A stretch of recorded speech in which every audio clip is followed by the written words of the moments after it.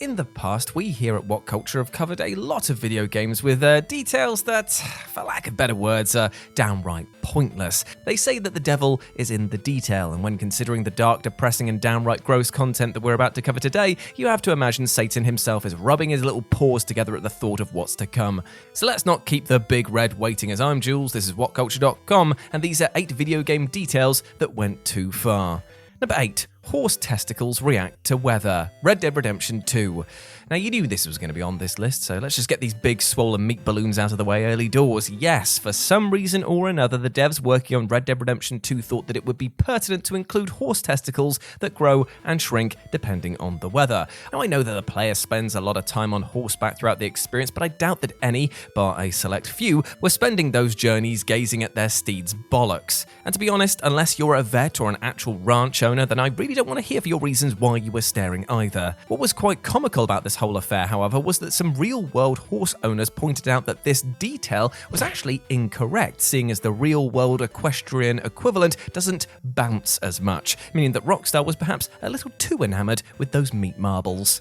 Number 7. Ice cubes that melt in real time. Metal Gear Solid 2. Of all of the Hideo Kojima moments that exist within the Metal Gear franchise, this is the one that keeps me up at night. Why? Why did the man get somebody to program ice cubes that melt in real time? To try and fathom the reasoning behind this would likely send me to a padded cell, but one can't argue that it's an impressive, almost fanatical moment of dedication. The fact that the player can shoot these individual ice cubes out of a bucket in the first place is pretty incredible, especially considering the still very apparent limitations of the PS2, but to then find out that they melt slowly over the course of several hours is just uncomfortable. Now, this is what makes it a detail that goes too far. Nobody asked for it, nobody noticed it for years, it does nothing to enhance the plot, and all you do is walk away from this situation with a deep concern for the auteur director's state of mind.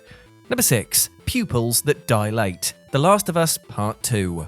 Now, here's a detail that, while being utterly impressive from a technical standpoint, is one that arguably wasn't just pointless, but was something that directly contributed to a rather nasty aspect of the gaming industry at large. I'm speaking, of course, about crunch culture. No, that's not another YouTube channel that we're thinking of starting, but actually the often enforced work ethic that sees developers and designers of video games work way past contracted hours under the passive-aggressive threat of repercussions should they want to do things like, I don't know, have a life outside of work. The Last of Us 2 and Naughty Dog as a whole were hit with reams of allegations about the excessive and unfair working conditions of its employees. However, Neil Druckmann responded to the situation by stating that the Last of Us team enjoyed crunch culture as they were perfectionists. Now, while it's all well and good to give your heart and soul to a project if you truly believe in it, considering the much less enthused workforces of other companies that are forced to go through crunch culture, it seems like a little too far to almost begin championing it. The dilation of the eyes is truly impressive, but one has to ask the question, is crunch culture as a whole worth detail like this? Number 5. The 10-hour tutorial. Final Fantasy XIII. Sometimes it's not the individual detail that goes too far, but the sheer amount of them that really yanks at your nostril hair, and such a plucker was how Final Fantasy XIII decided to dole out its player tutorials. Now, as it stands, Final Fantasy XIII and its weird offshoots are considered to be the Sonic 06 moment for Square Enix, where they doubled down on characters that few enjoyed, told a story that even less understood or cared for, and took a hand-holding approach to its gameplay that left bruises thanks to its vice-like grip. It's a game that defenders will say gets good after about 10 hours, which is a statement that carries as much water as a bloody sieve, but does inform you that Final Fantasy XIII has some huge gameplay flow issues. The biggest assassin of your fun comes in the form of a protracted 10-hour tutorial that will feed you meager information pieces about the battle system and the world around you. It's these details that should have been present from the start, as seeing as the level design for these opening hours is basically corridor paradise, would have allowed the player some flexibility on how these battles play out or how to build a party. We wanted the details, in this case, up front, damn it. Number 4. Every single special move. The Mortal Kombat franchise. I mean, how could you not include talking about the worrying amount of detail that the Mortal Kombat devs put into their brutal special moves? From the moment you witness your first bone breaking in two or your first eyeball being gouged, you might find your phone rising from your pocket to dial your parents and ask if they still kept that security blanket you had when you were as a kid, and yet, somehow, it just keeps getting worse. Intestines are pulled from opponents through their mouths, bodies are contorted and twisted, forcing bones to break through the skin, and muscles are ripped and blasted apart with rather shocking detail.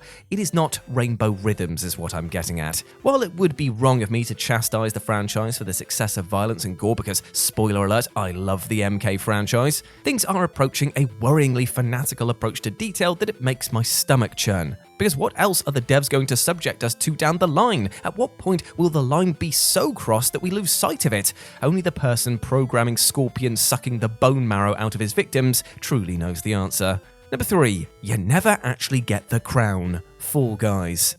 So as we all know, Fall Guys is a game for absolute sadists that is dressed up in a manner that makes it look like a 90s Saturday morning cartoon. It's a game that will make you coo with awe before then crying out, "Oh, fuck this bullshit," as it swings wildly between being so cute that butter wouldn't melt to roasting your very soul as your friends betray you at the final hurdle.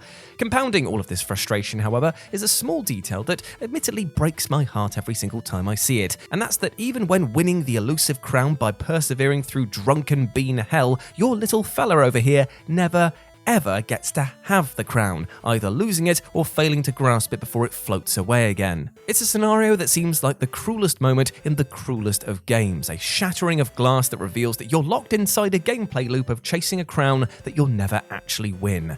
Woof.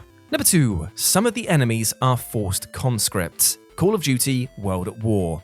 Now, the Call of Duty games are well known for their rather bombastic approach to warfare, often resembling a Michael Bay venture with the excess of explosions and patriotism that oozes out of every orifice. However, there are key moments when COD decides to get shockingly real, and for some, it's a little too much like the real thing for comfort. Take, for example, the shocking revelation that in Call of Duty World at War's 6th mission, Burn 'em All, you're not just fighting against the Imperial Japanese Army, but also conscripts that were forced to serve the Japanese Army after being captured. This rather grim detail was found by fans who analysed the speech of some of the soldiers that you're roasting alive, as it was revealed that not all of them were speaking Japanese. Some, it turns out, were speaking Indonesian, and thus leading many to believe that these soldiers are forced conscripts who really don't want to be fighting either way. Now, we've witnessed nuclear devastation and multiple player deaths in the first person in these games, but somehow this is the moment that feels like things were most real and most painfully traumatic.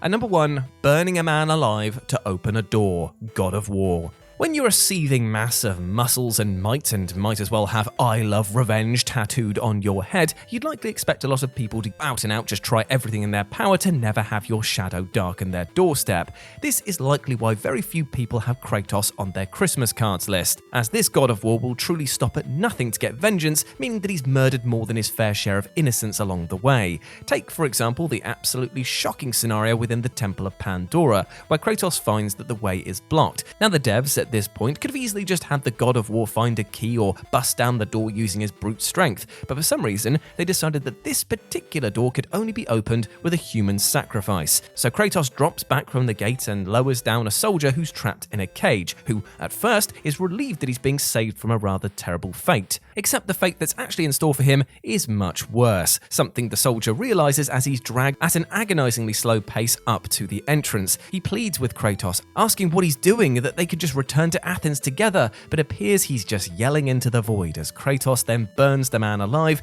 in order to proceed. It's a detail that's dragged out, feels unnecessarily cruel, and doesn't even further our relationship with Kratos as a character, making the whole affair feel like excess for excess's sake. And there we go, my friends. Those were 8 video game details that went too far. I hope that you enjoyed that, and please let me know what you thought about it down in the comment section below. As always, I've been Jules, and you can go follow me over on Twitter at RetroJ, but the O is a 0, or you can swing by Live and Let's Dice, where I do all of my streaming outside of work, and it'd be great to see you over there. But before I go, I just want to say one thing. Consider this to be a detail that I don't think gets pushed far enough, and that is that you, my friend, listening to this video should be kind to yourself, both physically and mentally, because you deserve all of the best things in life, alright? I know I say this a lot, but I truly believe it. You are a massive ledge, and I just want the best for you. So please go out there with love in your heart, try to build bridges instead of burning them, and remember, above all else, that you deserve all the good things, alright? As always, I've been Jules, you have been awesome, never forget that, and I'll speak to you soon.